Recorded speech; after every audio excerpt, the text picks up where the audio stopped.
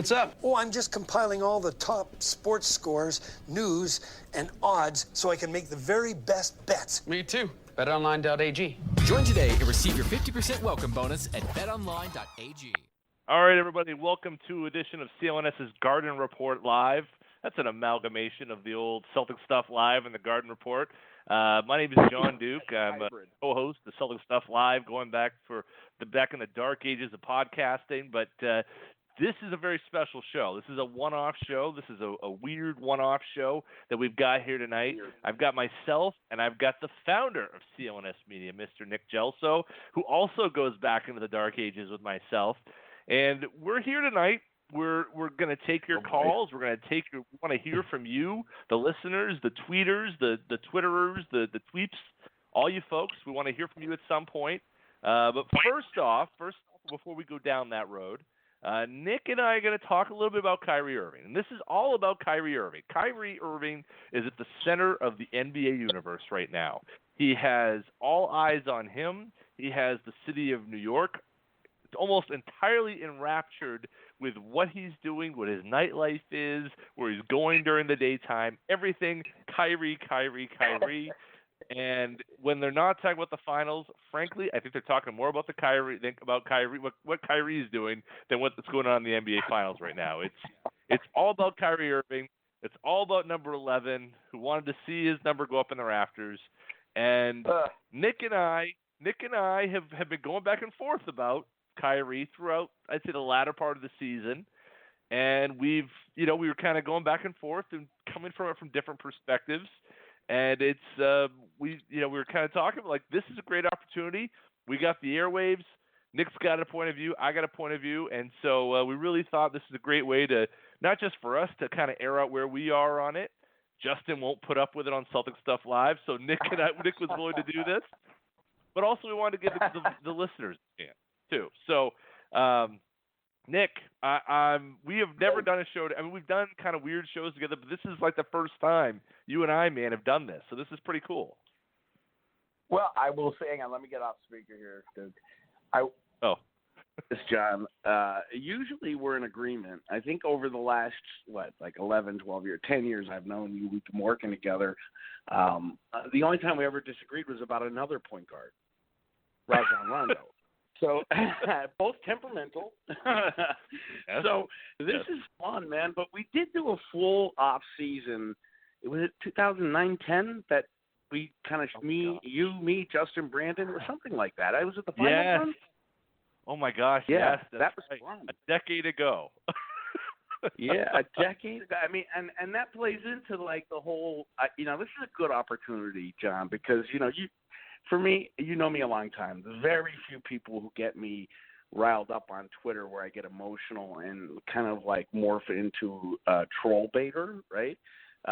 But this Kyrie thing has – I'll be honest with you, and I like the guy. John Corrales is the only one that could get me riled up as much as Kyrie has the last couple months. So I think this is a good opportunity to – clear the air and give the real reasons in a rational, more than 240 whatever it is character tweet on why I have been so anti-Kyrie. But first, tell me why you've been so pro-Kyrie, man. I think that went to Duke for a minute. Well, Well, let's be honest, right? It all starts there, right? For those of you who don't know, not just the last name. I mean, this is. I am a big fan of the Blue Devils, and so I have been on Team Kyrie for a while. Yes, but yes, I mean, but to your point, like, okay, so why am I Team Kyrie on this? Look, I don't look at Kyrie Irving as a perfect player. I don't look at his conduct this season as perfectly, and I think you and I kind of started to see some of the similarities there. But I'm gonna go the other side. I'm gonna talk about what I liked about Kyrie.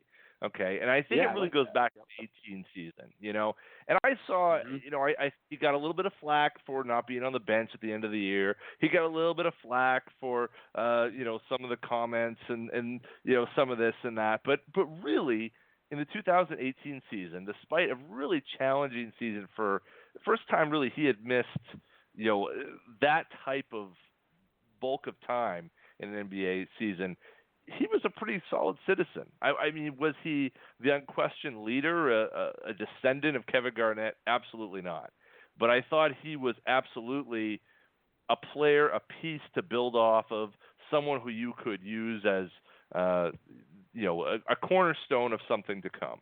And then this year happened, and that's where I think you and I kind of, somewhat agree to that point. And then when this year starts, then we're heading down a road where, okay, this is where the paths start to diverge. Because, certainly I was excited about that he was, opting in and saying, I'm going to stay if you'll have me, and everything. It was red meat for the dogs, right? Things didn't go well. Things did not go well this season. And that's not Kyrie's fault, particularly early on. That was not Kyrie's fault. Yep. I think Kyrie did everything he could do in those first 6, 8, 10, 12 weeks of the season to really try to lead this team and try to lead those players down the right road. I remember having shows with Justin and saying he's deferring too much. He needs to do more. He needs to, even though he didn't really have his legs about him, he could have done more. And then obviously things changed the second half of the season.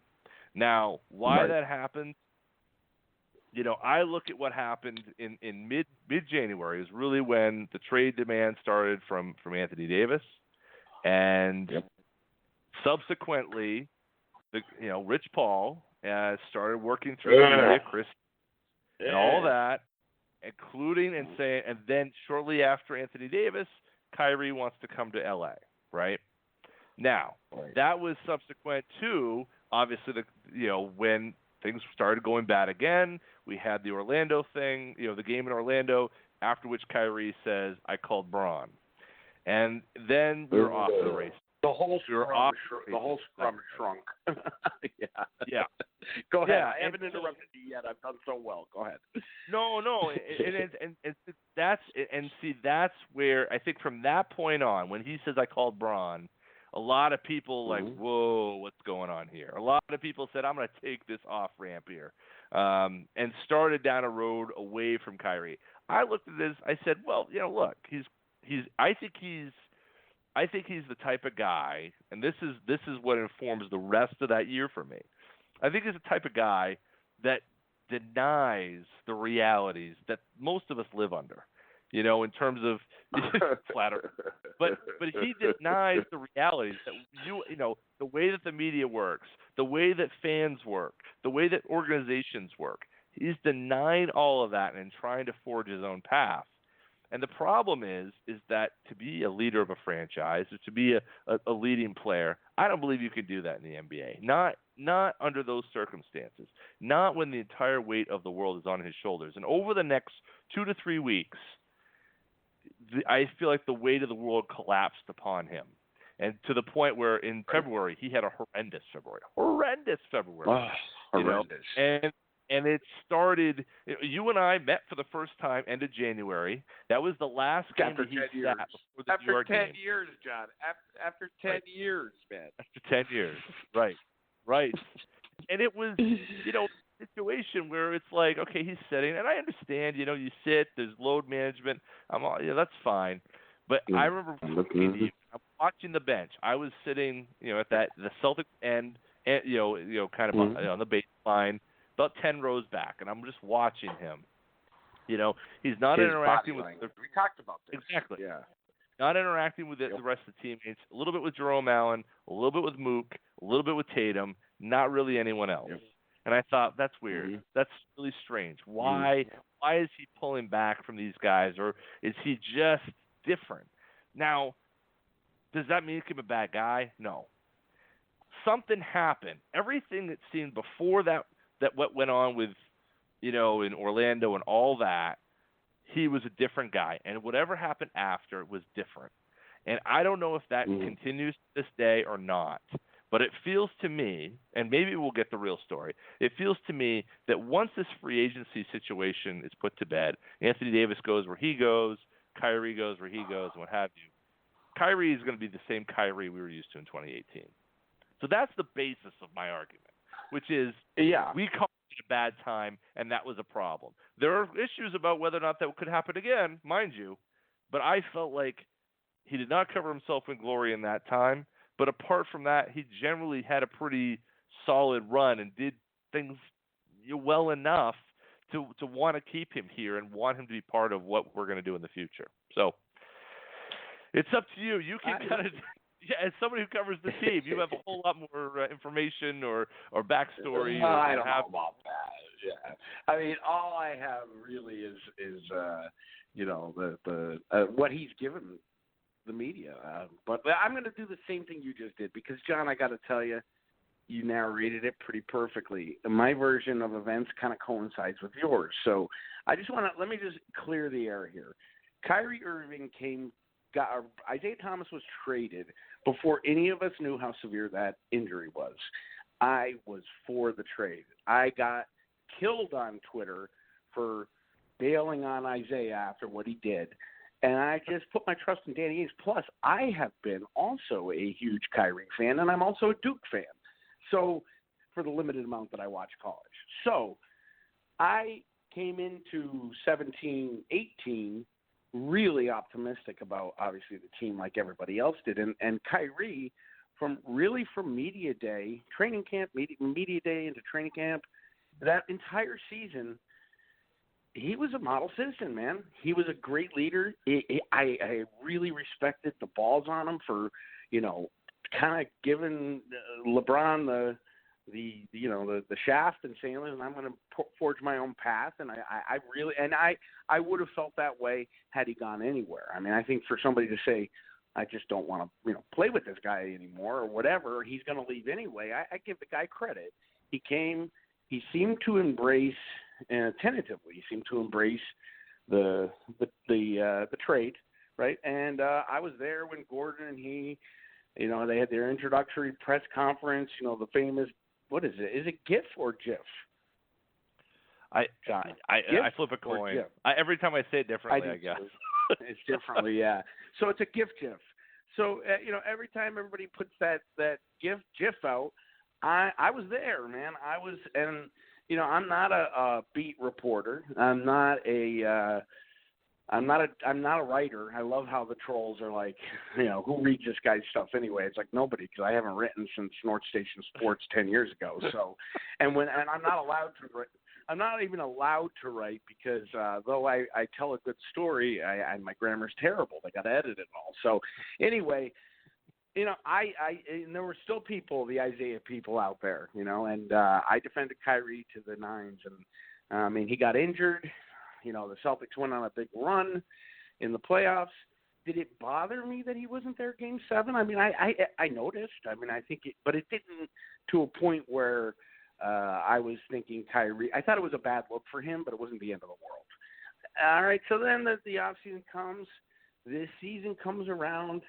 Again, media day. I find Kyrie Irving, the good mood Kyrie Irving, to be very compelling and charismatic, and this is all off the court stuff I'm talking about here. Charismatic, engaging, and I like guys who think the earth is flat. I know I've heard the Kyrie stories. He clearly watched the Netflix documentary that I probably watched a week ago about the earth being flat. Whatever. He's punking the media. It's fun. I enjoyed all that. You're right. So wait, now, all those people who are saying, don't read this guy's work, and they're probably calling me Gelso, and, they don't even know how to pronounce my name. There's 10 years of content on me on YouTube everywhere. I mean, I was probably the LeBron troller of all time. There's a rant on there on YouTube that doesn't even make sense. I think I was drunk, right? So I'm not kidding. So there is a whole body of this Capote guy who appeared out of nowhere. So many of these tweeters appeared out of nowhere when the Kyrie controversy started. It's all there, guys. Go back on YouTube. You have 2 seasons worth of me praising Kyrie, 1.5 seasons of me sticking up for, praising, and just pretty much, being a Kyrie guy. I was definitely that guy. I mean, we were up in the Lodge that day. We came and we talked, and I was like, we were both analyzing his body language because I didn't want him to leave either. Then comes the Braun call, right? So we're all in the locker room. I mean, you know how it is in a press scrum. You've covered the locker room. It's a friggin' nightmare to begin with. Everybody's sweating on each other. You know, we all stink, right? So everybody's there, and Kyrie's, you know, he just never stops talking. But when he dropped that Braun quote, I watched the entire – I think he felt like everybody was going to say, oh, that was really mature of you, Kyrie. But the entire scrum just kind of – and I think – you know, I think that it was definitely like not intentional, but everybody's body language just adjusted.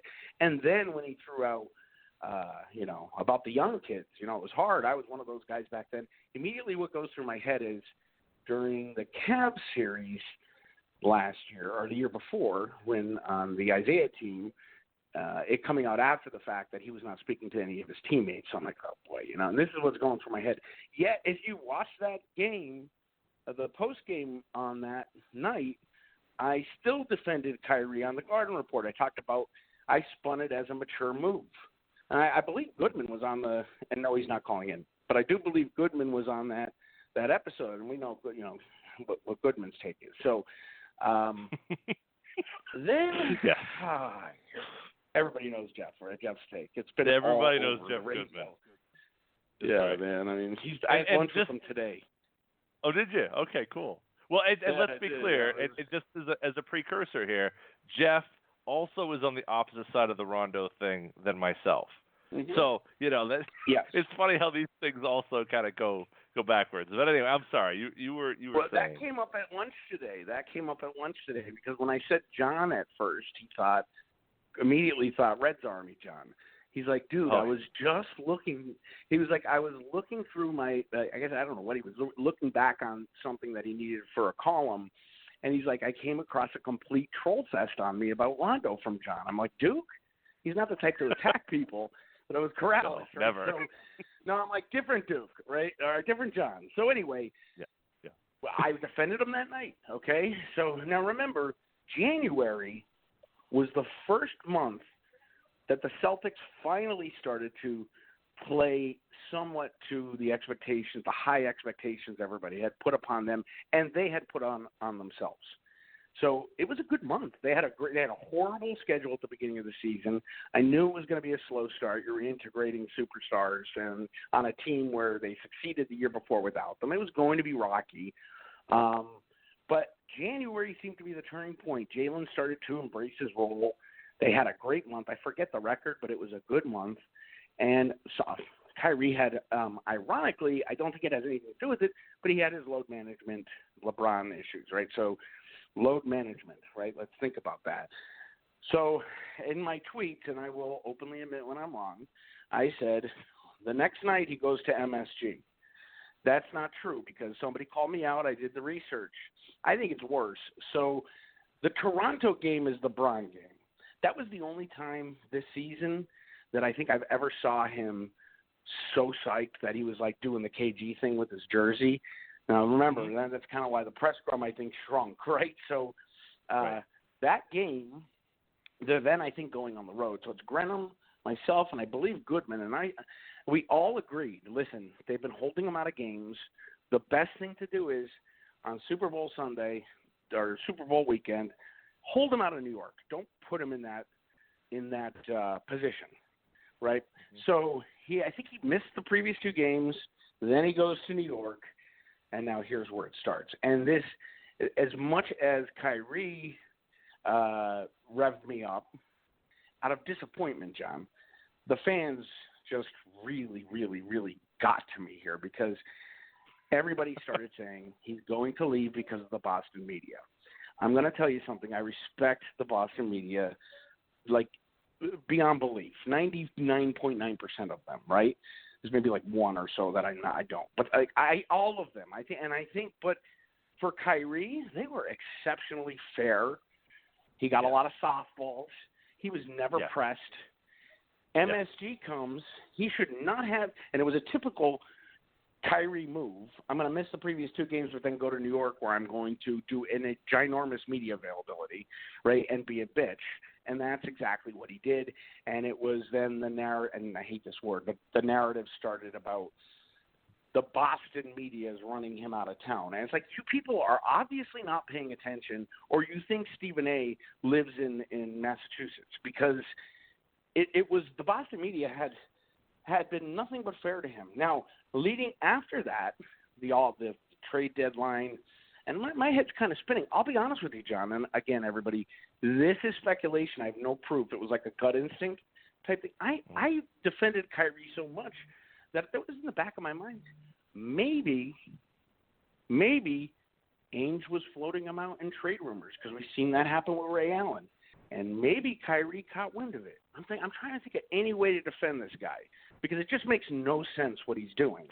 Well, there were rumors. Remember, that was early trade deadline, and there were rumors that his name was floated out there. So around that same time as the MSG weekend.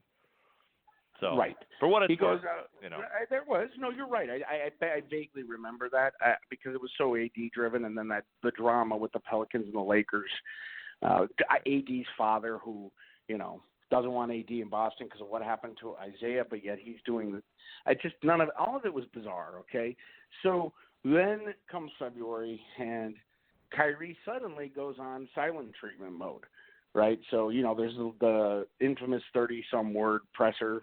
He talks to the media for 10 minutes and answers with 30 words. I watched him literally, 2 respected journalists in that locker room, watched him disrespect them without saying a word yet. And this is no disrespect or slander towards towards the people I'm going to mention right now. I mean, I power to them. Rachel Nichols or Kristen Ledlow. That TNT, that Turner, or that ESPN camera got in his face, smiles, charisma. I happen to remember the game right before the All-Star break, and Mark Murphy asked him a really good question. I can't remember exactly what it was. He looked at him and he said, "That's a stupid question." Ledlow was next up. The Turner thing comes up. So he had really ignored every question prior to with insulting, and then the Turner – or ESPN or Turner. It was Ledlow, so it was ESPN, right? She's ESPN? Yeah. I don't want that channel. Ledlow's TNT, yeah. Okay, so the Turner camera goes up, and he turns into Uncle Drew again. And I turned to Joe Sway, and I'm like, dude, is this the same guy? Like, he was just so mad at the world. And, okay, so it's right before the All-Star break. He's on his free agency tour. Little did we know, because he had me at least buffaloed completely. Okay, so then I can keep going with this. There's so many indications. No, it's good. So many things he's done. Yeah. So then, oh man. Okay, so then there was the 30-word presser. That was after the fact. And he went out All-Star Weekend. And believe me when I tell you, the nonsense about reading his lips in the hallway with KD, like, that shit's annoying. Like, I didn't do that. Like, I mean, that's just feeding the media fire, right? Because that's been the job. The media has been doing this since the invention of the printing press. This is not – Kyrie didn't invent media sensationalism, okay? But I'm not watching. I'm like, dude, that's just stupid. Like, that's dumb, right? That's not – can't be. He comes back from the All-Star break, and again, any of the trolls that are listening, if the timeline's a little out of whack, realize, maybe I messed up the timeline, but the facts are there. Comes back. I can't remember the game, dude, but they got massacred for lack of effort. We're in the locker room, and Kyrie was – remember how KG used to make us all wait? He didn't mind with KG because it was KG. Well, Kyrie makes everybody wait like 90 minutes. He's in the side room with Ainge and Stevens. So, again, when you're looking at the schedule, put this together with the West Coast trip. He's in the sideline with Stevens and Danny forever. He finally comes out. Now, again, John, the press or the PR, the team can hold him out from the media. I mean, look at Kawhi, right? But Kyrie had to show himself to the media after every single game, which I'm not going to complain about. That drew a ton of eyeballs to our content. which, by the way, is full-length locker room pressers. I mean, that's been our slogan since day one. We don't cut up. I've been accused of cutting him up and twisting his words. I don't know. Suddenly I have like Donald Trump technology that I could, morph him into something else like he does. You know what I'm saying? Like, this is ridiculous. Yep. So he comes out, he gives the 30-word presser. Clearly something was up. I mean, the tension was palpable. The next day was the plane ride, the flight heard around Happy Land because they had patched it all up, right? So they go out west, and we know how the rest of the regular season ended. And he had the Boston media on blackball. He came back. He had that 2 or 3 week where he was kind of he was kind of good, better. He acknowledged the fact that his moods hurt the team, and his moods were good. Team played fairly well, and then the playoffs came. No, then at the end of the season he gets pissy again, and they're losing. So now take me as a as a whatever I am out of the equation. Okay, and I'm going to Boston Garden as a fan. I haven't done that in I can't tell you how long. I'm bringing 2 people with me. I pay $800 for 3 tickets, right? Everybody's always DMing me, could you get me tickets? No, media pays full price, everybody, okay? So unless you're on your pass. $800, guess what game it was, John? Just take a guess. You won't. You won't guess. Let's it see. Was the Houston game. Yeah. The Houston game. Yeah. Okay. All right, now I'm in a fan perspective. What I heard around me, first of all, there was not one racist slander. So I've heard that I never heard anything like that, but I did hear trade the mother effer, get rid of them and the boos, right? I never heard boos like that out of the Garden in my life, and I mean I just sat there and was embarrassed, and I felt raped. Because I paid all this money, and they didn't even give it an effort. Like, it was so bad. Okay, so now press on forward. Now take Kyrie out of the equation here. Now every time something is said, Kyrie makes a boneheaded statement, which you just admitted. I mean, he's an interesting guy. He does some boneheaded things, right? He says boneheaded things. Every time he'd do it, and it would be, we as a company, not me. So our handle would tweet out the presser with Kyrie's words and a quote. Twitter would have put it on me and tell me that I was splicing and changing and fake news. So now I'm like, man, it's like politics seeping into sports because, like, it was almost like, if you disagree with it, just call it fake news. So that's another element in all of it that drove me absolutely berserk. So there's the Kyrie, and then there's the fan reaction. Then there's the big one. And I hope that you feel me here. You may not agree with me, but I hope you feel me. 22 years of basketball purgatory, man, right? We lived it. Right. I remember the bad years. I remember Bird laying on his stomach to play games injured. There was no such thing as load management then. The dude played with a broken back. Mikhail played on a broken foot. We watched the franchise go from the stalwart hallmark franchise of the NBA, and right before our eyes, we watched LA become that franchise while Boston became obscure and a place that no one wanted to play in. And it took Paul Pierce, who everybody's loving making fun of, and he's laughing all the way to the bank at all you people because Paul is embracing this role as with ESPN, and the fact that he stuck up for Boston to look like and he looked like a goof, but I appreciated it because you know what, all you Kyrie fans, if it wasn't for Paul, Kyrie would never have been here because he assisted Danny Ainge with the trade by convincing KG to go to the Nets.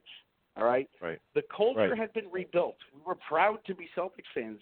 If you're a fan, I was proud to be someone who has the privilege of being around the team, but also ultimately I'm a fan. I love the Celtics, okay? I love the history, the culture of the franchise. And we watched it all kind of crumble this second half of the season right before our eyes because here's a player after we all jumped up and down for joy that we got Al Horford because finally a free agent wants to come to Boston. Paul Pierce allows himself to be, he could be traded anyway, but he gets KG to get traded too. He spends the next segment of his career as a journeyman, basically his journey was to go around the NBA and talk about how amazing it was to play in Boston. And this guy, like, he's going to come here, and the mood swings are one thing. I mean, players are moody, like, but the fact that, like, I'm just trying to think about Game 5 in Milwaukee alone. Like, he threw. I don't care about the "I don't care" comment, because if you put that in context, it made sense. You had to read through the lines. But his passive-aggressive attacks at Brad Stevens and the franchise by not mentioning them at all, not mentioning his teammates at all, and bragging up the Milwaukee Bucks and how excited he is to see them advance, that's not Celtics. That's not Celtic. Like, what are you doing, man? Like, is this the example? Obviously, you can't lead the kids because they don't want any part of you. And believe me when I tell you, they all, like, Rozier wasn't a shocker. Like, though he acted, goofy and nice during the regular season, any chance he got to talk to a media member on the side, he was making a comment or two, right? So this is really where it comes down to for me. Now, if you look at the blame game, everybody says, well, what about Hayward? No one wants to blame him because, blah, blah, blah, blah, blah. Let's take Hayward out of the equation. I put the load of this blame on Brad Stevens, to be honest with you. I think if you got a hybrid of Doc Rivers personality with Brad Stevens' brilliance, you got a championship this year. Brad, all season long, looked like a deer in headlights. Got to a point where the press conferences, even during the regular season, were so repetitive of the same exact replies that I think it was don't quote me, but I think Washburn said to him, Brad, when's it going to change? Like, you've literally been saying this, and he put his hands up in the air. I was like, what do you want me to say, dude? We're not good. Like, I mean, it was just, and I love Brad, to be honest with you, and it took me a while because I loved Doc very much. But I have tremendous amount of respect. I didn't for have Brad that Stevens. problem, but anyway. No, I know that. I know. I know. Believe me, I remember. So I'm going to wrap it up. I got a lot more I could say, but Brad Stevens, to me, his inability to reel Kyrie in. Like, another thing, John, we all knew they weren't running the play. Kyrie was not running the plays, and at the end of the season, Rozier was not running the plays that were being called. Everybody knew it. As a matter of fact, there was a point in time where everybody was saying, Gordon's starting to look good. Like, he's starting to look confident. Why aren't we running plays for him? They wouldn't pass him the ball, dude. And, like, I don't know that for a fact, but I do know they were not running plays for a fact. I do know I saw almost on a nightly basis during the bad times Brad and Kyrie jawing at each other. I mean, everything I witnessed this season was not Celtics basketball. It's not the way that, like, Red Auerbach's rolling over in his grave, and the fan base doesn't even remember 08, and that's sad. I had an intern this past season ask me who wore number 2, and I told him that was Red Auerbach, and he said back to me, what position did he play? Oh, boy. Okay. Yeah. Oh, boy. And I'm like, these are the guys, this is the average age or younger, the people who I'm allowing myself to troll with, right? So I'm not stupid. I know that the talent-wise, the team is infinitely better with a superstar like Kyrie Irving. And I'm not one of those guys who wants to lose. But, Duke, if I have an opportunity to say, go back to purgatory, right, and, go back to purgatory because of the way that the players are reacting to the franchise and the culture and the history that Pierce, after a long time, learned to embrace, KG embraced, right? Go back to that. Or, I would not mind watching them be a second-round exit and saving the integrity of the team and the reputation of the team so that way 3 years from now or next season or next offseason, whenever Danny can make the move, the Celtics bring in another marquee free agent. Rather that way more than Kyrie continuing to put this dark black cloud over Boston. Because what I witnessed this season in person and on television, was not Celtics. It was not Celtics basketball. I would have. I mean, I don't want to be a hot take guy, but there were times watching those crappy teams in the mid 2000s that I'll tell you. I will say this: it was more enjoyable to watch Brad's first year when they only won 24 games or whatever than it was this season. And that's my take, man. I mean, I'm not gonna. Now if Kyrie decides to come back. And Danny just thinks that he could work with all the indications, and again, speculation by Danny's press yesterday indicates to me that, I don't think he has any confidence whatsoever that Kyrie's coming back. But if he does, I'm going to support it. These guys don't care about me, but I'm going to support the franchise that has allowed me to achieve my goals and my dreams, right? And employ people and help them achieve their goals and their dreams. So Kyrie Irving ain't going to change that for me. Go to New Jersey or to Brooklyn. I cannot wait for the New York media to get their claws around him because he has the thinnest skin. And quite honestly, the superstars of the NBA this past season have disappointed me so much between – I'm going to get off on a tangent, but between Westbrook's assault, verbal assault of a media member. And I mean, you just don't – I don't care how much of a pest. You turn to PR and you say, get this guy out of here. You don't do what he did, arguing with people in the stands. I mean, this has been Kevin Durant. I mean, like, what happened to him? Well, like okay, so let's. I'll stop. No, I want to, because I think that's a good jumping off point, though, because this is kind of where we are in 2019, right? We've got Kevin Durant, right, who is petulant, who's sour, who people just think is really, who gives off that perception, right? Now, early in his career, he was fun-loving, he was happy, he was jovial. Something's changed. I don't know what, but at least his public image has changed at the very least, right? Yes. We got LeBron, who's angling and has basically alienated the bulk of the Lakers roster through his machinations through Rich Paul to get Anthony Davis, effectively ruining two franchises at one time. Although they're obviously not. And one of the bad. And as John, as painful as it is to say, the NBA is a better place when the Lakers and the Celtics are good, and he has demoralized Los Angeles between him, Magic, and Pelinka. I mean, it's been a mess. And Jeannie Buss. Right. So we add to that, and we haven't even, everything's all good ship lollipop for the Toronto Raptors right now, but.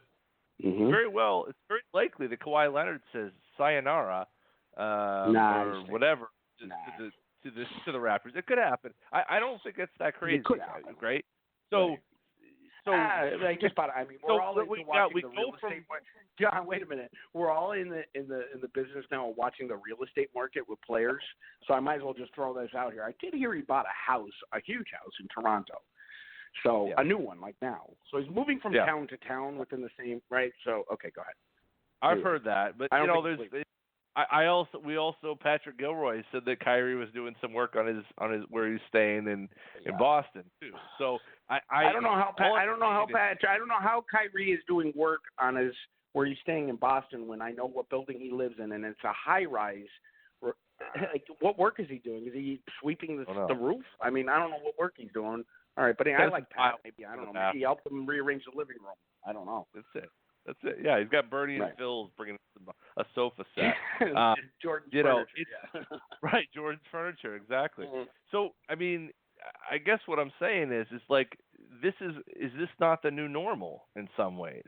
I mean, you look at the stars right now, right? And Giannis right now is still in the early stages of his career. He hasn't, had that moment yet.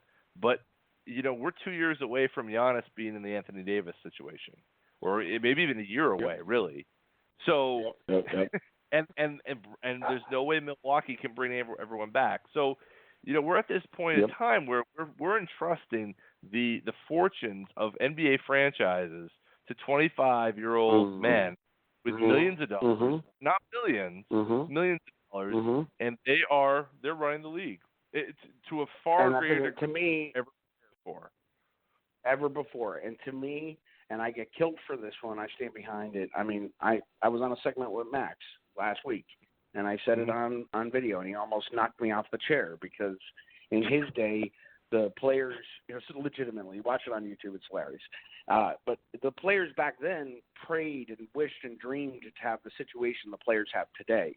I feel that, the league, since the CBA, has turned so player-driven that really, yes, it's player-driven, but it's agent-driven. And I think that's even more dangerous, Sure. So, and I think, honestly, I agree with you. It is the new NBA, for now at least, but it's a bad look. The ratings are way down. The OTT and the cord cutters are killing the network ratings, and ultimately that dictates what the CBA will have for the players next time around. So I think it's not going to last. I will tell you this, and I know Scotty definitely did. I was always a David Stern fan. I respect Adam Silver. Yep. But David Stern got the NBA. David Stern got the NBA through the ABA. As he was still working for the league under Larry O'Brien, through the cocaine BS in the 80s, through the Iverson, to a point where he had to put a dress code on millionaires. That's sad. And the NBA has thrived with a few valleys, but mostly peaks. He was a great marketer, great PR guy, and ruled with an iron fist. And this wouldn't be going on. I mean, like Adam Silver is out here in Boston at the Sloan Conference talking about how NBA players are just unhappy. Are you kidding me? They're unhappy. They're unhappy? Did I just hear that? Wait, but Nick, that's the difference between a Gen Xer like you and I and a millennial like them, right? That's the difference. You know what I mean? It's a generational thing. It really is. We look at this stuff and we're like, come on, suck it up, Buttercup, right? Yeah. And that's but we're in this world, I think, and this is kind of where. I look at this Kyrie situation, and he is all of those millennial type behaviors that if you want to make it generational, then you can. And I'm not saying every millennial would have acted the way that Kyrie had in terms of his leadership or what have you, but there's a lot of that you can look and say there's a lot of this. You see this everywhere on Instagram. This isn't just Kyrie's Instagram; it's his Instagram. What the difference is he's not understanding. I believe that he is the leader of men. He is a leader of, and you cannot speak the way he does and act that way, and be a leader and you can't have everything, right? You're gonna lose something. You gotta give up something to get something. You can't have it all, and I think that's what he wants. He wants it all, and so I want him back because I think he took a licking this past year. I think he should have walked out of Game 5 saying, what could I have done differently? Why did this go wrong? It wasn't because I missed shots. It was because I didn't do X, Y, and Z. And it's not because I missed this type of shot or if I add this to my game. It was mental and it was emotional. And that's what he lost. That's where he lost this team and lost whatever he could have brought to that series. It was not skill-based. It was emotional and mental. But that was the whole season after February 1st. Yeah. Absolutely. That was the whole Absolutely. season After February 1st, things did change. So I believe that it was the pressure and the stress of what's going on in free agency. A lot of that brought on by him. We could talk about that. Yes. Okay. Good. Yeah. But he brought that on in some cases. But also a lot of it's brought on by Chris and Sham Charania and But John, ESPN and CNN stuff. This has been going on since Jackie Mack and Bob Ryan were running the beat. I mean, this is not new. It just was in a newspaper instead of online. Put the freaking phone down, dude. No, it's way different than that though, because the difference now is because of, just like you said, Max didn't have this freedom. You can make a franchise with your buddies and say, "Oh, now we're going to win an NBA championship." That didn't happen to Max's day, or even in the last. Even go back to LeBron and Wade and the irony Bosh. of that. John. The irony of that is, Bird and Red maneuvered the trade to bring Walton to the Celtics, and it was Max that got traded. That was kind of hoarding. But then again, that was a huge risk because Walton was injured. It was a trade, though, and it was a trade. It wasn't like I'm going to talk to my buddy, and he's. I mean, they're in Red's off, but No, I see. What I see is right now we're at a point in time where is this the way the NBA game is going to go? Right? Is this, we can say, oh, Kyrie goes, right? Who was Jaylen Brown meeting with yesterday? Melo, right? Who was Tatum meeting with last summer? He's meeting with Kobe, right? And so, we can say like, oh, let's get rid of Kyrie, and he may be the worst John, of the bunch. But is this what we have to deal with? Okay, Maybe. There's 2 points you bring up there. Yeah, they're good points because I agree with them. I think the difference with, and Jason in particular, I think the fan base and certain members of the media did a face smack to themselves because it was like, oh God, please, like, don't taint this kid. It wasn't like he was going to play in the retirement league with Kobe or going to the Lakers. No one speculated that. I don't even think it was even mentioned. So I can't really, the Tatum thing, I don't blame that on Kyrie. I don't blame that on Kobe, truthfully. I blame it on maybe the distractions that have gone on, that he was, just out of focus this year. Whatever. I'm fine with him. I hope they don't trade him away. I think he's going to be great. My thing with Tatum was when your play already resembles Paul Pierce's, when you got somebody like a lot of people, but I bring up Goodman again, saying he's going to be better than Paul Pierce.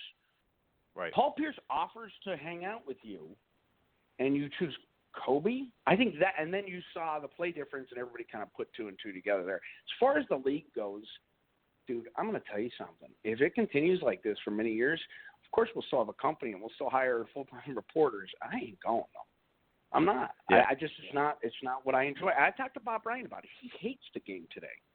He'll tell you that. He'll say it on air. Yep. I mean, It's just out of control, man. And as far as Kyrie, he does bring a lot of it on himself. Yesterday, I got trolled all day over that stupid sneaker video. But, I mean, are you kidding me? I'm like, knowing Bird, he's so competitive. He's probably trying to recruit him to Indiana, you fools. And then today, the Woj bomb. I don't get worked up about Stephen A. I mean, that is what it is. And I'll tell you what, he's one of the nicest guys in person. Nothing like he is on TV. He's a gentleman, man. And that's why I like him, and I get his gig. I get Felger and Maz's gig. Those guys are entertainers. They're the Sean Hannitys of sports. Like, just let it go, right? Let them go. But when Woj, who I don't put as – I'm not going to say anything negative about Woj, but he's getting his sources from agents. I mean, that's really where his sources come from. So, honestly, I kind of put some faith in this one. I think he's going to Brooklyn, and I'm glad, to be honest with you, because I'm going to sit back. I might watch more Brooklyn games than Celtics games next year just to watch him crumble under the pressure of the New York media, because that media does go across the Brooklyn Bridge from Manhattan into Brooklyn, and he's going to get it, man, big time. All year he was on the cover of the New York Post. It's interesting that this is where we are, right? So.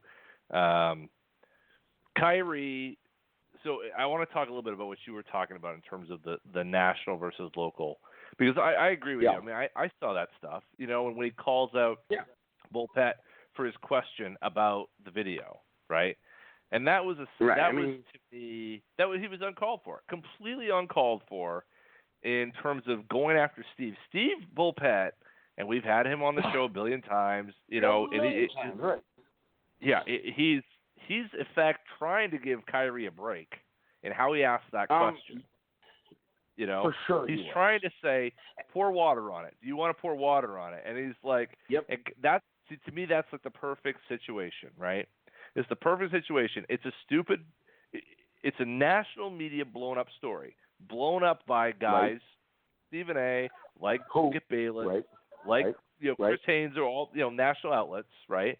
Not locally at all. Not in NBC Sports Boston, not the Herald, not the Globe. Bullpet throws him a softball, right?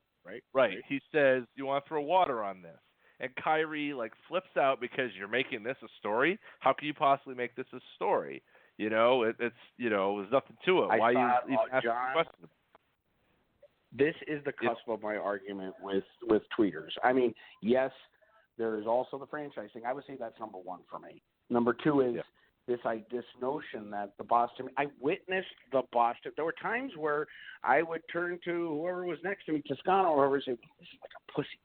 We're not even going to ask him a real question. You know what I mean? Right. You know, I mean, and he did no one-on-ones, but yet he was there for every media availability, and he gives the one-on-one to somebody. I like Rachel Nichols, but, you know, they throw him softballs. He had all the questions beforehand. It was a joke. It was a joke. I don't. So anyway, go ahead.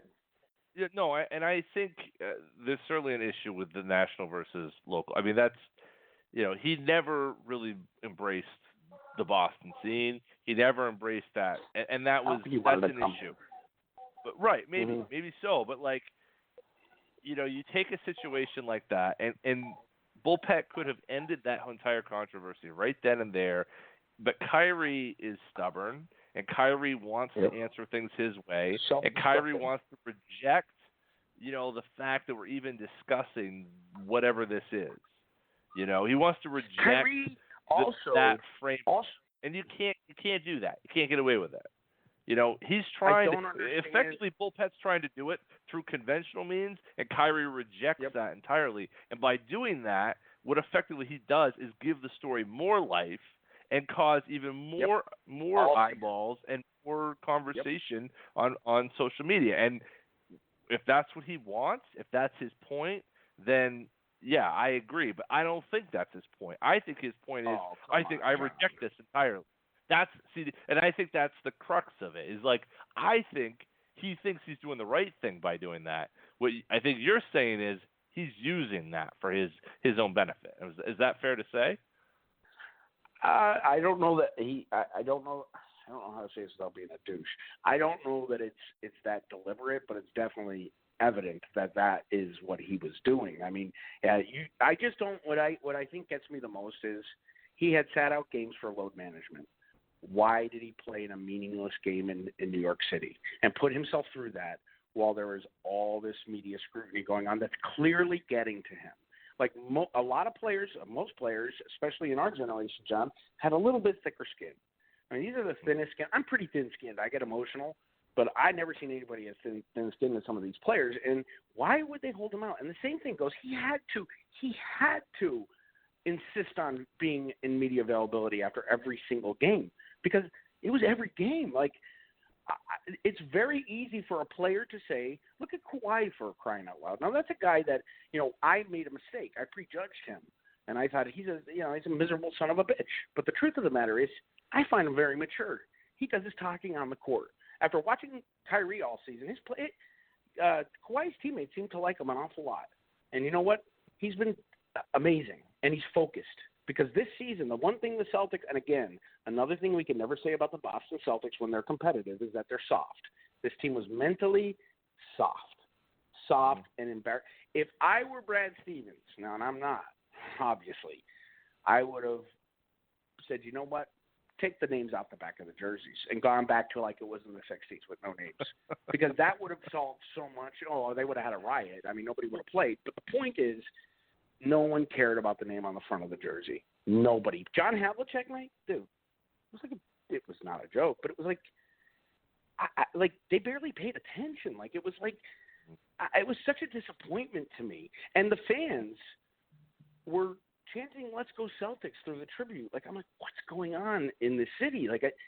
And then I go and I'm in a bar in the center city or even around the Garden. And you go in there and you hear what the real fans are saying, the ones that can't afford to get into the games, unfortunately. They feel, I'm telling you, during Bruins, I was at the Forge. That Bruins, Let's go Bruins, bring home the cup, turned into by Kyrie or F off Kyrie. I couldn't believe it. I didn't partake in it, but that's how mad the fans are. And I respect it, man. I respect it because this is Boston. People, like, look at the last how many championships do they have in the last how many years? And the Celtics is really going to screw up at what could have been a 4-ring year, And they were arguably the most talented of all of them. Sorry. But, and I'm going to push back a little bit on that because I think the issue that a lot of people see is in longtime Boston sports folks see is how many times does the Boston media, and I'm not saying who, I'm not saying you're doing this, Nick, but I'm saying the Boston media push out the star, right? You go back to Ted Williams, Babe Ruth, Jim Rice, Pedro, Manny, I mean, to some degree, Ortiz. But I mean, I mean, Bird was probably the only one I thought that probably got a pass. But right now we get people upset about Tom Terrific and what Tom Brady's, I mean, it's stuff like this in this city that makes you feel like we don't appreciate what we have, and we like to eat our, we're the adult that wants to eat their young, and we do this over and over and over and over again. You don't have to mention names, but are you referring to shock jocks? Are you referring to the guys who are on the beat? I mean, there's a difference. Predominantly, no, it's not, and that's the difference with this situation. And I'd say probably less so on the Red Sox situation with Manny and others, but it's the columnists, it's the sports radio guys, it's people who pick that up and weaponize it on Twitter. I mean, that is where this stuff is taking hold. And when you have a star like Kyrie Irving who doesn't embrace the city, who on Super Bowl Sunday after they play Oklahoma City, doesn't really say "Go Patriots." It's kind of like that. Retires, he barely even seems like a good guy. I think that was his reply. Yeah, right. He's instigating, dude. Those are things So, and it's stupid. It's a stupid thing. But these are things on how you get the fans on your side. And he's trying to reject it. He's trying to say, I don't need that in my life. I don't need, flat Earth the and fans are paying his bills, Incorporated. All that stuff. And the problem is it doesn't allow the fans to throw their arms around him and say, okay, that's my guy. Kyrie goes out there. Like that Toronto game was amazing. He's got the shirt out there. He's, Boston, right? And within 2 weeks, things have completely flipped, and there's something else going on. What specifically, I couldn't tell you. I think, I don't know if it's going to. The attitude changed, but what we don't know. No, and we won't know until Jackie Mack uncovers it, frankly. And it will come out, just like the Snapple bottle or the Gatorade bottle off the TV. It'll come out, and no one's more credible than her, although there'll be trolls saying that she made it up. But I think you went full circle there, like you almost went from the media is instigating and fueling and turning the fire to Kyrie, instead of refuting that and embracing the city, or at least faking it, and embracing the fans who want to embrace him. He's playing into the narrative, the narrative that guys like Felger and Maz are putting out there. And I listen to Felger and Maz every single day. I find them entertaining. I watch them because it's on TV. I don't put much credibility into their basketball knowledge at all, but I find them to be entertaining. They're engaging, right? I love Toucher and Rich. I love a lot of the radio guys. I'm not getting my news from them. No, I'm getting my entertainment from them. I'm sure as shit not getting my news from Rachel Maddow or from Sean Hannity. If I am, then it's my fault. It's my irresponsibility as a human being not to research. Listen, man, the clickbait headline was not invented with Kyrie Irving. I mean, do you remember some of the headlines back in the day when we were blogging? I mean, besides Jeff Clark's site, there were headlines that would have F-bombs in them about Danny Ainge. I mean, come on. And I will say this. Kyrie is obsessed with the media. I know for a fact he's obsessed with the media. And I think what kind of makes you think it even further that social media was an issue, yesterday was like the fourth occasion where Danny Ainge has said publicly, I just won't let them go on Twitter. He's like, I've never seen a locker room where you walk in the locker room after a big win and they're all on their phones. They're not celebrating it. And this team was totally epitomized that. And you know what? Marcus Morris, as much as everybody gave him shit, he was right. I mean, from a media perspective, from the Houston game that I was at, as a fan, it wasn't fun. Even the wins weren't fun. They felt tense. It was just awful. And that starts from the top down. And whether that was a lack of understanding between Kyrie and Brad, or if it was just Kyrie's moodiness or Brad overplaying Gordon. I don't know, but I've never seen a bigger waste of talent. Maybe not since maybe the old Trailblazers when they couldn't get past Jordan. I mean, they at least competed. These guys there were games they just did. I watched Kyrie Irving not even play defense, dude. Like, I know he's not a good defender, but like last year's 17-18, and in the first part of this season, I was one of the guys going like, this dude is really giving it effort. He just quit. And I don't know for a fact, but it just felt so LeBron. Okay, here's another one, all right? So Game 7, 17-18, we're in the press room. I've told this story a bunch of times.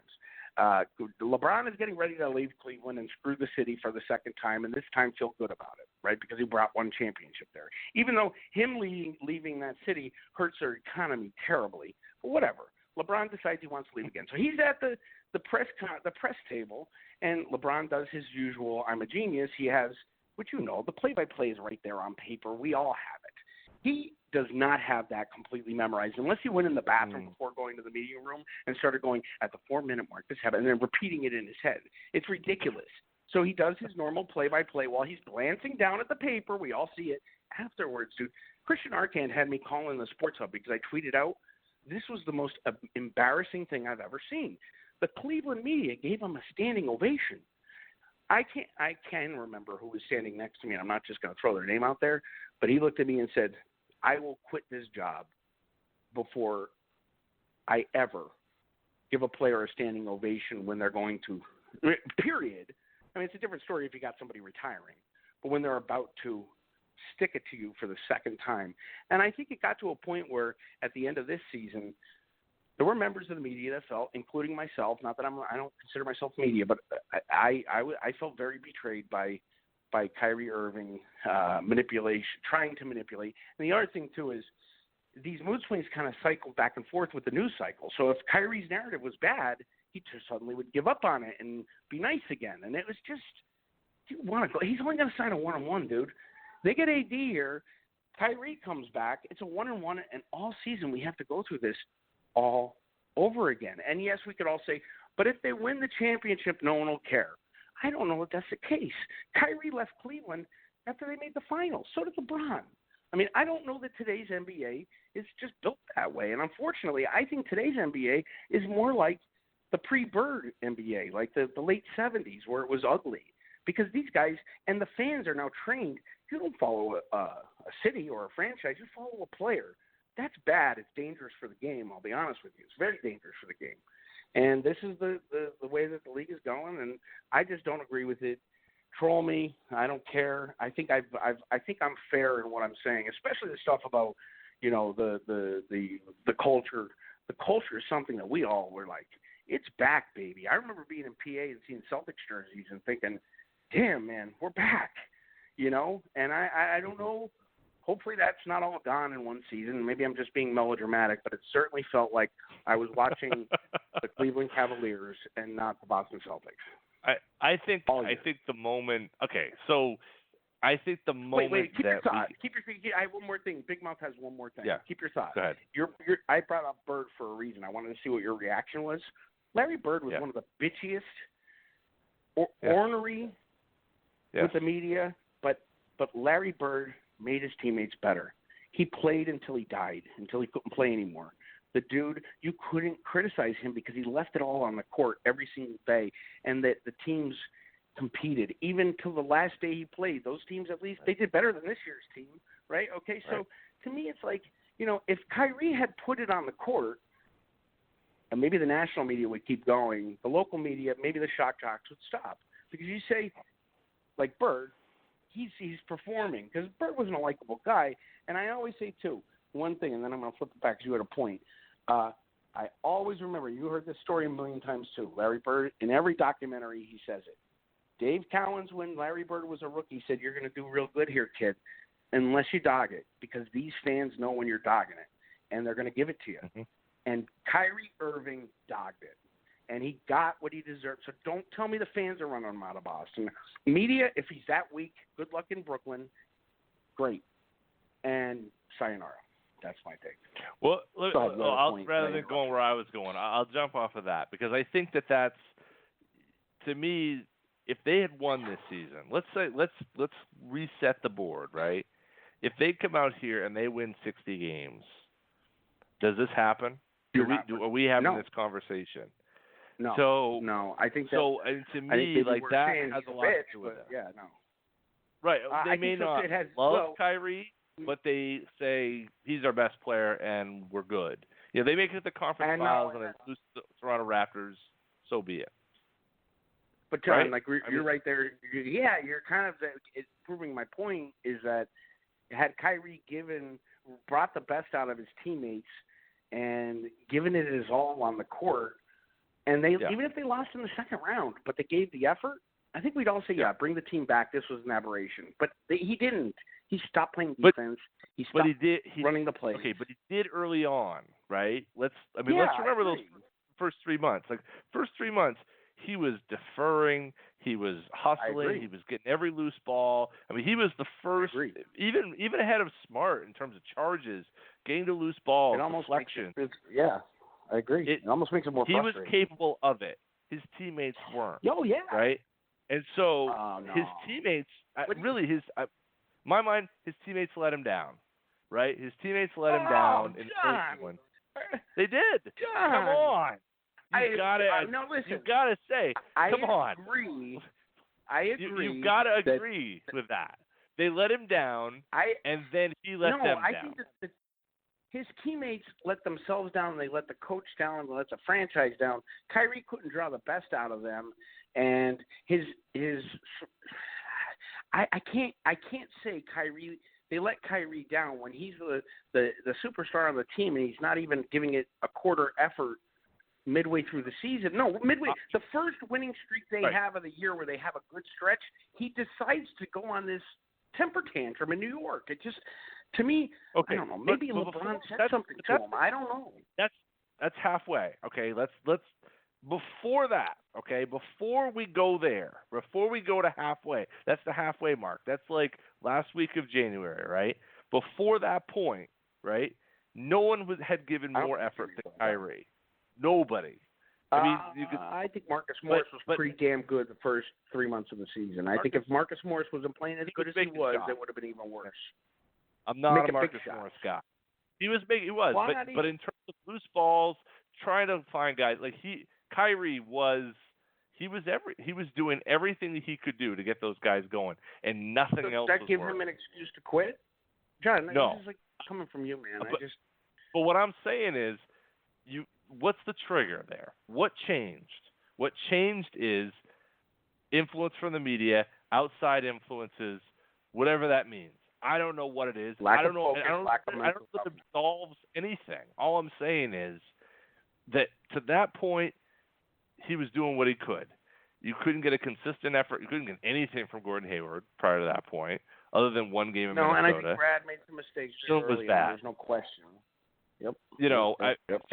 There's all that, right? And then did you honestly think they were going to come?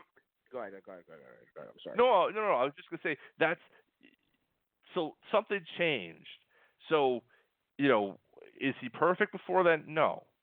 But why? Why is it so differently after that point? Why is it, the team wasn't getting along. The team was having those issues, no doubt.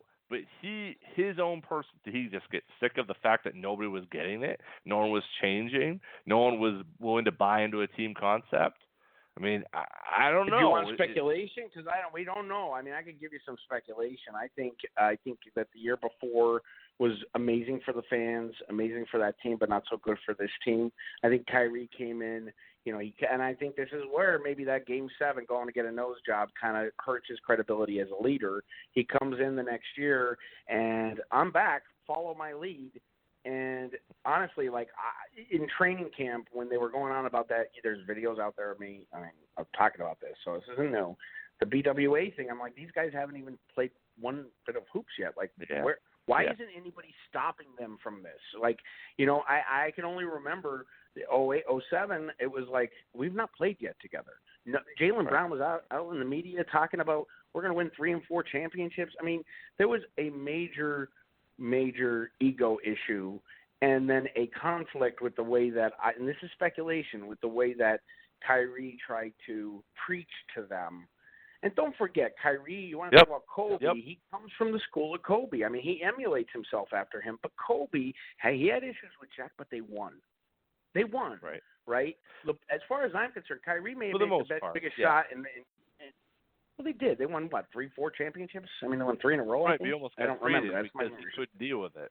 Right, that's all I mean. I mean, there was a time there, 05, 06, before 07.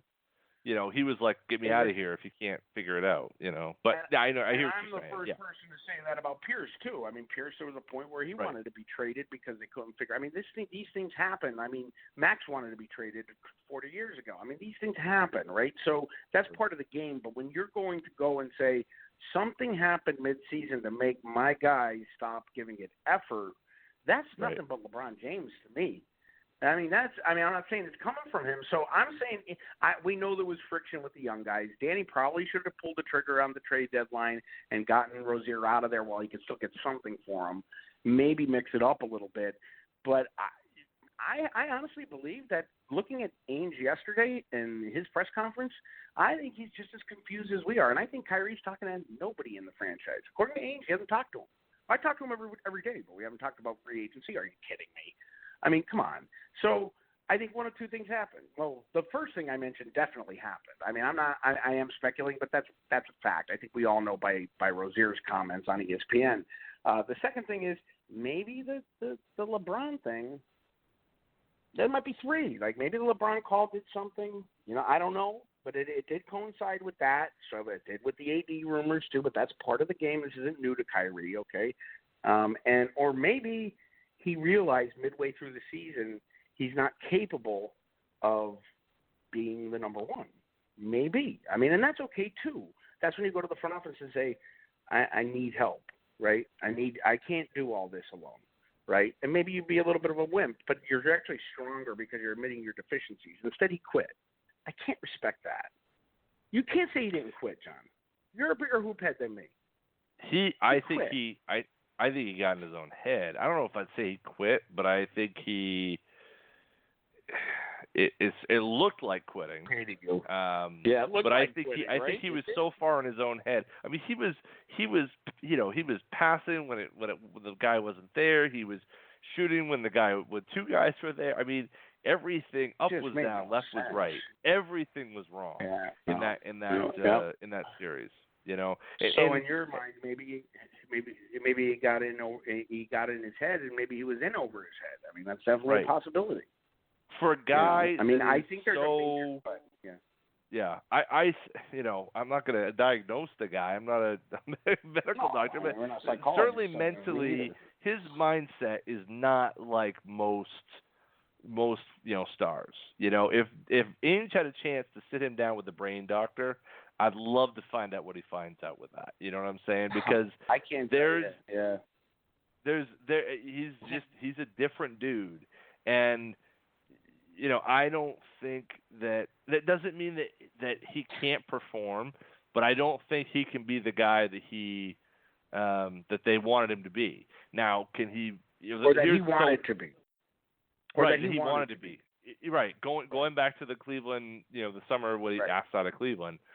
I'm going to be the guy, and I think he's capable of more of that than he perhaps thinks, but it requires him to do the things like we talked about earlier on the show, which is you've got to be able to go back and say, okay, I got to do this differently. I've got to lead differently. I got to talk differently. I got to work with the media differently. I got to talk with my teammates differently. I got to talk with my coach differently.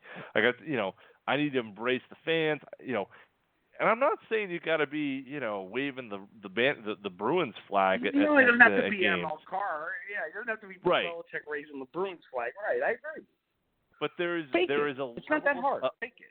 Right. There's a baseline there that you got to do, and that's just being what it takes to be a star. And you know what? Brooklyn's going to expect that of him. The Knicks are going to expect that of him. LA, the Clippers, the Lakers, everybody that's going to want him is going to have an expectation. Maybe it's different than Boston. They're not as parochial as we are, but there's going to be an expectation, and he simply can't, go out and say, well, it's just about me and it's about what I'm doing, and I'm just going to play the game, but I'm going to have these strange theories. He's got to be a team guy. You keep going on to the come back to theories. Boston, The strange. Go ahead. For him to come back to Boston, he has to accept blame. That's, to me, he has to accept some blame, some responsibility for what happened this past season. I don't think there's any scenario without it. Go ahead. No, I want to hear that. Go ahead. You don't think there's any scenario what? That he can come back without some acceptance of I made a boo-boo. And what I'd also say is, this stuff about the Nets trying to move money and all this, it seems very convenient, but there's 2 weeks to go before the draft. There's 3 weeks before opt-outs and basically the July 1 deadlines. And I think that's them preparing themselves, but I don't think there's anything locked in yet. I think, Stephen A. and everyone else could say, it's this and that and the other in his decision. I don't think he has a clue. I'm not a Woj guy, but I have to say that in this case, I got to kind of put some credence in what he's saying, because he and Rich Paul, he's just so piped in with the agents that and maybe they're creating their own rumors. I don't know, but let me tell you something. The best move for Kyrie Irving is the Clippers. Go play for Doc. Doc will get the most out of you. I know you're not a Doc guy, and I know he's still running the same five. I know, man. I know he's still running the same 5 plays he did in 2008, but I agree he gets the most out of his players. What'd you say? He's the type of coach I think that Kyrie needs. I thought Brad Stevens, but it seems like Kyrie wants the coach who's been there, done that. You know what I mean? It seems like that's. I think he had a very high expectation of Brad Stevens and didn't know exactly maybe what Brad was all about, because LeBron was the master. He's the best coach in the NBA. Well, Tyronn Lue, his coach, is sitting across. This guy's one of the best coaches in the NBA, right? So everybody, there was this expectation. And that's another thing. Talk about Stevens. I mean, he had a horrible season. Of course, I'm so glad Ainge backed him up yesterday, because that ends that whole rumor nonsense. And Brad is kind of has kinks in his armor right now. So thanks, Kyrie. I don't know. But to me, that's putting it all on. I don't agree. I don't. That's not Kyrie's fault. It's everybody's fault. Like, you've got to. Everybody. No, but it starts at the top. Like, everybody hated. I know I go back to the 80s, but everybody hated Bill Fitch, but they won a championship, dude, because the top embraced Bill. The only guy on that team that liked Bill Fitch was Larry Bird. So if Kyrie and Brad can reach a consensus, everybody else is going to fall in line. Yeah, but they didn't reach a consensus, and everybody hated each other in '82 and '83, and so the problem is that no one wanted a role here. I mean, they had guys that weren't ready, and I don't want to compare '83 to 19. No, you can't. No, but I agree. There are parallels. Ainge brought it up yesterday. There are parallels. Yeah, there are. No right doubt. Down to the Bucks. Absolutely, right. Who swept them. And it was effectively a sweep. They won the first game, but it was a sweep as well. And it was a sweep, yeah. I just look at where they are right now, and maybe we've got 7 minutes left before this feed dies here. Wow, no callers, boy! I can't wait to troll when we hang up, because I gave them their opportunity. But you know what? Oh, we do. We have some callers. We get a caller. Oh, bring them on. 518. Before you do. Oh, yeah, 518. You're on. Okay. No. Here's what I just got to say. Kyrie, thanks for ruining the Super Bowl on me, and now you ruined the Stanley Cup on me, because I'm on a show talking about you instead of watching the Bruins. Right? Yeah. I mean, come on. Yes. Bring on that. Very true. All right. Caller. Let's go to the 518 area code. Welcome to, I guess we're calling this... whatever we are.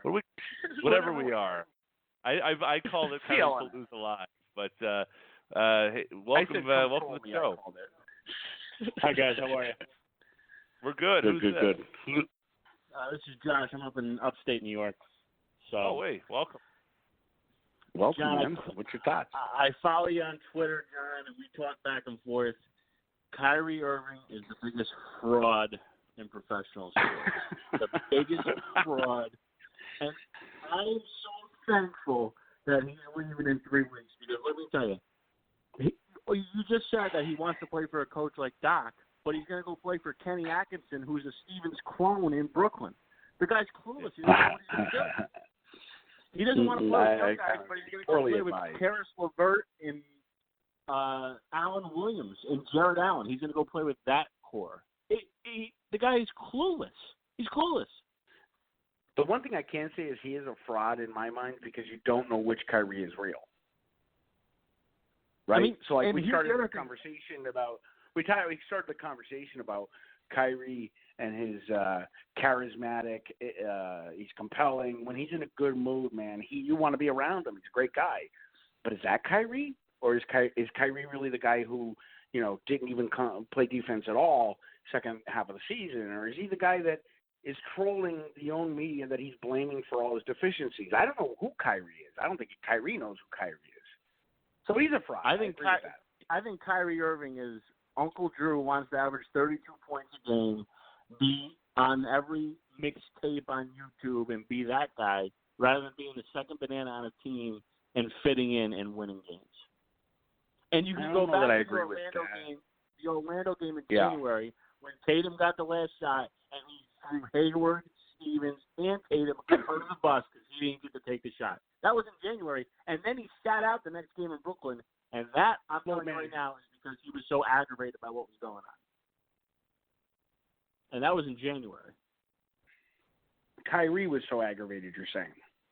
Right, yeah. He didn't get the shot.